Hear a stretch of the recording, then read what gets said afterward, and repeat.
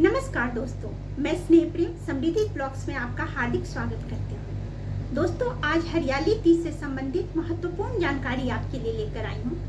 हमारी कुछ बहनों ने पूछा है, कहा है मेरे से कि दीदी हरियाली तीज से संबंधित हरियाली तीज की पूजा विधि बहुत ही सरल तरीके से बताइए, जिसे हम सरलता से और सहजता से कर सके। और साथ ही कुछ बहनों का ये भी कमेंट आया है कि दीदी कम खर्च में बताइएगा, सीमित खर्च में वो पूजा की विधि हो जिसे कि हम कर सके। तो बहुत ही कम खर्च में, सीमित खर्च में मैं आपको पूजा की विधि बता रही हूँ। बहुत ही सरलता से आप इसे घर में कर सकते हैं।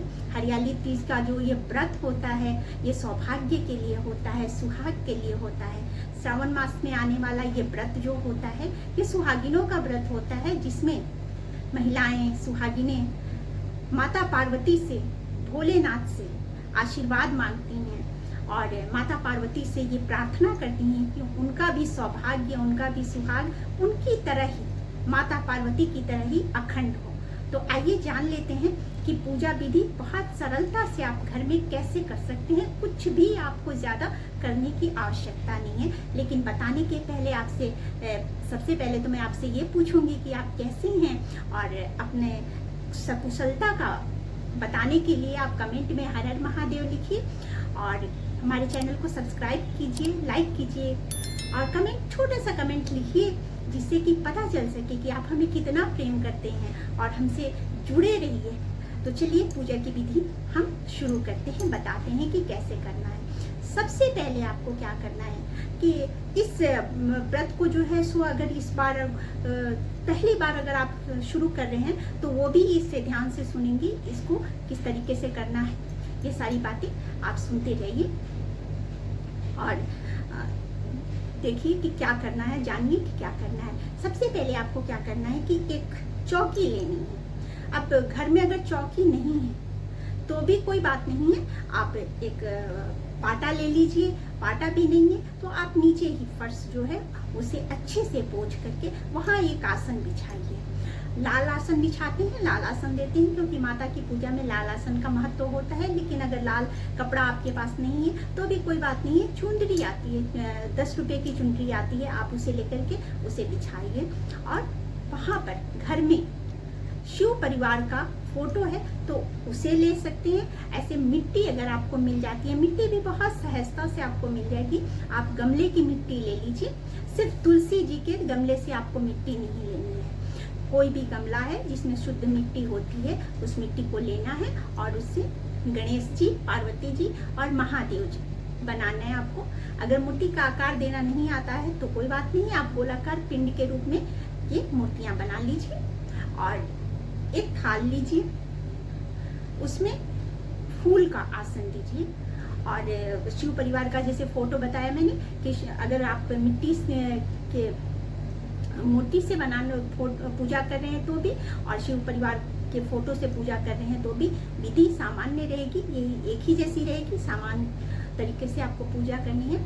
तो आसन दीजिए, थाली में एक शुद्ध थाली में आप फूल रखिए, आसन हो जाएगा। उसमें गणेश जी, पार्वती जी और महादेव जी को विराजिए और उसी तरह से फूल का आसन देकर के जो शिव परिवार की फोटो है उन्हें रखिए। अब आपको क्या करना है कि कलश स्थापित करना है। कलश इसलिए रखते हैं क्योंकि साक्ष्य होता है, साक्षी होती है कलश हमारी पूजा की। तो संकल्प हमारा जो होगा ऐसे ही होगा कि हम आज जो व्रत उठा रहे हैं, तो पूजा शुरू करने के पूर्व जो है सो आप एक बार हाथ में जल लेकर के और भगवान को स्मरण करके बोल दीजिएगा कि आज ये व्रत मैं कर रही हूँ, ये व्रत मेरा सफल हो, ऐसी आपसे प्रार्थना है कह करके आप इस पूजा को शुरू कीजिएगा। तो अब एक आपको कलश लेना है, कल लोटे में जल भरिए आप।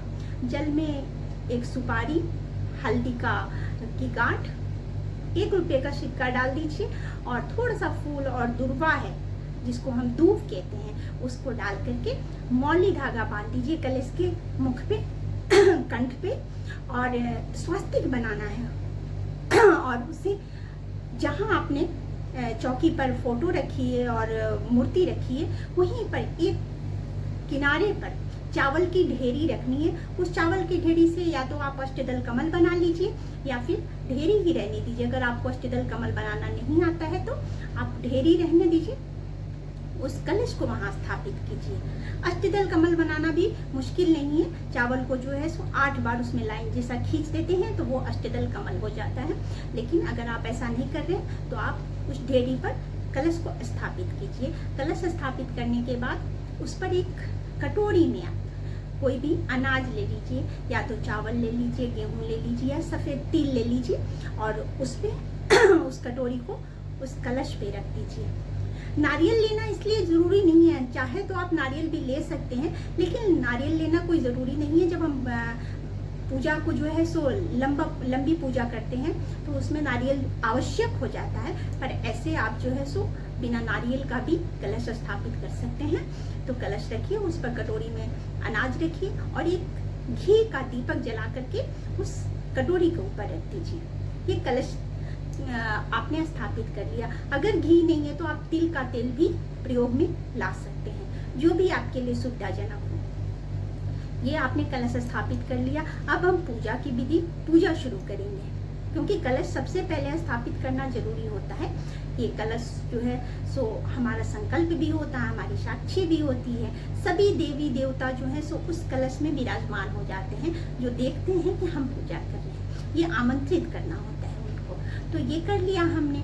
अब हमें क्या करना है कि जल लेना है। आप जल लीजिए और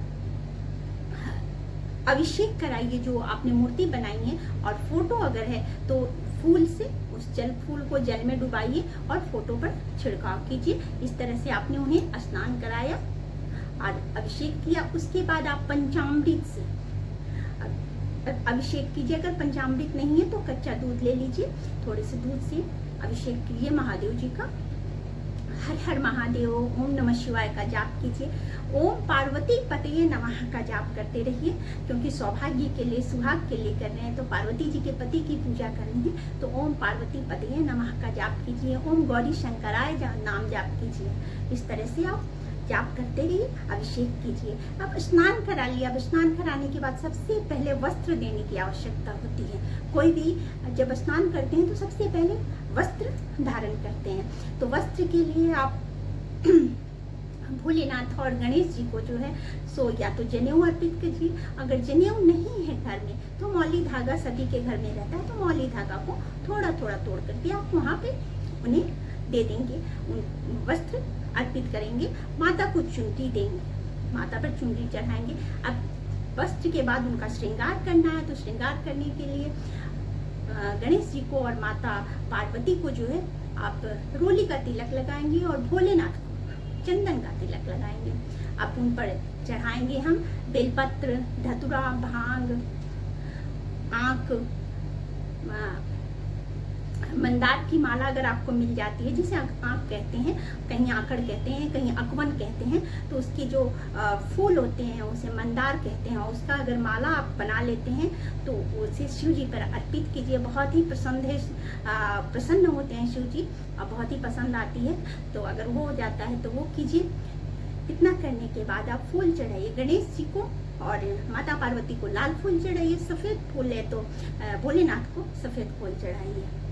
अब भोग लगाने की बात है, तो जो हरियाली तीज होती है, हरियाली तीज में जो हम भोग लगाते हैं उसमें घेवर का ये है कि घेवर लगाते हैं। लेकिन जरूरी नहीं है कि आपको घेवर नहीं मिला है तब भी आप या फिर उपलब्ध नहीं हो पा रहा है या सामर्थ्य नहीं है, जो भी चीज़ें हैं, क्योंकि मैंने पहले ही कहा कि ऐसे पूजा बतानी है जो आप घर में जो सामान है आप उससे ही पूजा कर लीजिए। तो आप आटे का पूड़ा बना लीजिए, हलवा बना लीजिए और वही जो है सो भोग लगाइए। अगर ऋतुफल ला सकते हैं तो कोई भी ऋतुफल जो है लेकर के आप भोग लगाइए। और इसके बाद क्या करना है कि श्रृंगार चढ़ाना है माता को। माता को श्रृंगार चढ़ाने के लिए अब वही है, सामर्थ्य है तो आप जितना भी श्रृंगार, जितनी भी वस्तुएं आप ला सकते हैं लाइए। अगर वस्तुएं नहीं ला सकते तो एक बिंदी और एक चूड़ी, एक सिंदूर की डिबिया ले लीजिए। और आप कहीं भी जाइएगा ये पैकेट मिल जाता है, 10 रुपये में, 12 रुपये में भी ये पैकेट आ जाते हैं। तो वो ले लेना है आपको। और सास के लिए भी जो है इसमें कहते हैं सास का बायना निकालते हैं, लगाते हैं, है ना। सास की थाली भी, जिस कहीं सास की थाली कहते हैं, कहीं सास की बायना कहते हैं, तो उनके लिए भी जो इसी तरह से आपको श्रृंगार के लिए सामान निकालना होता है एक। तो वही जो आपकी सामर्थ्य है उसी के हिसाब से आप साड़ी दे सकते हैं, कपड़े दे सकते हैं। वो ये सब नहीं दे सकते तो एक चुन्नी दे दीजिए। अगर वो भी नहीं दे सकते तो ब्लाउज पीस होती है घर में, किसी भी साड़ी का ब्लाउज पीस अगर नया रखा हुआ है तो उस ब्लाउज पीस को लगा दीजिए। कोई भी इसमें दिक्कत नहीं है। उसे लेकर के उस पर वही चूड़ी बिंदी सिंदूर रख दीजिए। अगर सास घर में नहीं है तो ये आप बड़ी जेठानी को दे सकते हैं, ननद को दे सकते हैं, या आसपास जो कोई रिश्ते में लगती हैं बड़ी, उनको दे सकते हैं। और अगर कोई भी ऐसे नहीं है तो आप मंदिर में जाकर के पंडिताइन को दे सकते हैं, ब्राह्मणी को दे सकते हैं किसी को। तो ये सास की थाली होती है जो हम पूजा के बाद देते हैं। अब माता को आपको श्रृंगार चढ़ाना, आपने बिंदी माता को लगा दी। जो बिंदी श्रृंगार आप लेकर के आए हैं उसमें से माता को बिंदी लगा दीजिए, माता पर एक चूड़ी चढ़ा दीजिए। अब सिंदूर माता को लगाइए। सिंदूर जो लगाते हैं ये बहुत ध्यान देने वाली बात है कि सिंदूर कैसे लगाते हैं। माता को जितनी बार आप सिंदूर लगाते हैं, आपने 3 बार लगाया, 5 बार लगाया, 7 बार लगाया, जितनी बार भी माता को सिंदूर लगाते हैं, जब हम बाद में सुहाग लेते हैं उतनी बार अवश्य लेते हैं। जरूरी है कि जितनी बार आपने माता को सिंदूर चढ़ाया उतनी बार आप सुहाग लेंगे, जो कि पूजा के बाद हम सुहाग लेते हैं। तो माता को आपने सिंदूर चढ़ा दिया। अब एक दीपक तो आपका जल रहा है वहाँ कलश के ऊपर, अब एक और दीपक जलाइए और हरियाली तीज की जो है हाथ में पुष्प लीजिए, फूल लीजिए और या अक्षत लीजिए और कथा सुनिए। और कथा सुनने के पश्चात उस कथा सुन लिया आपने, उसके बाद वो फूल या अक्षत जो भी है वो आप भगवान के चरणों में चढ़ा देंगे, मूर्ति के पास और फोटो के पास चढ़ा देना है आपको। और उसके बाद आरती करनी है, क्षमा प्रार्थना करनी है कि हे भगवान जो भी मेरे से गलती हुई है, जो भी पूजा में त्रुटि रह गई है, उस त्रुटि को आप क्षमा कीजिएगा। कोई भी गलती हो गई है तो उस गलती को नज़रअंदाज कीजिएगा। आप ही मेरे सब कुछ हैं, माता पिता भ्राता सब आप हैं, सखा आप हैं। त्वमेव माता च पिता त्वमेव बंधु च सखा त्वमेव विद्या द्रविणम त्वमेव सर्वम मम देव।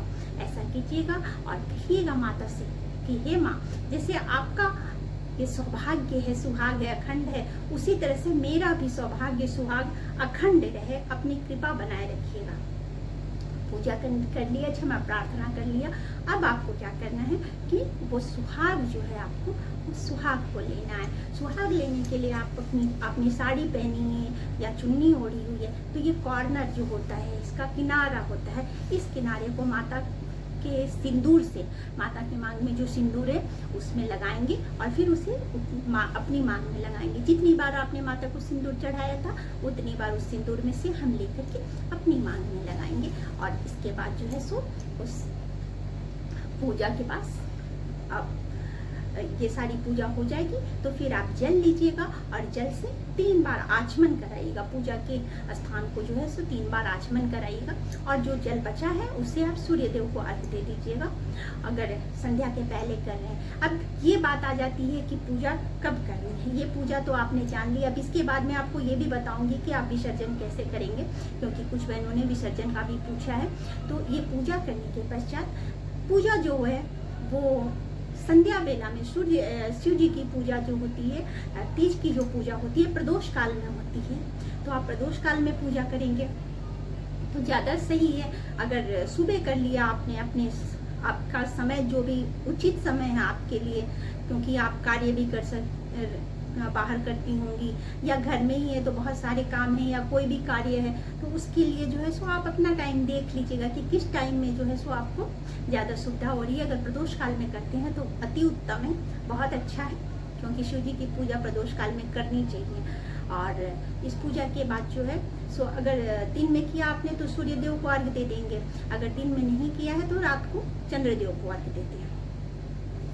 तीज जो है सो 27 जुलाई को पड़ने वाला है, संडे को, रविवार के दिन 27 जुलाई को ये हरियाली तीज का व्रत रखा जाएगा।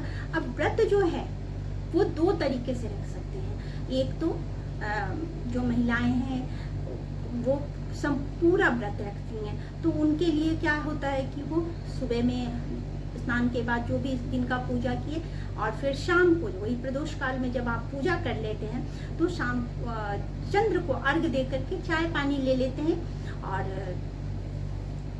आप चाय पी लिया, पानी पी लिया। और एक तरह से दूसरे तरीके से जो करते हैं तो वो जो करते हैं वो अर्घ देने के बाद जो है सो वो फलाहार कर लेते हैं। लेकिन कुछ ऐसी भी हमारी बहनें होती हैं जो किसी बीमारी से ग्रसित हैं, जैसे कभी किसी को लो बीपी है या फिर शुगर है, तो ऐसे में उन्हें दवाइयाँ लेनी पड़ती है।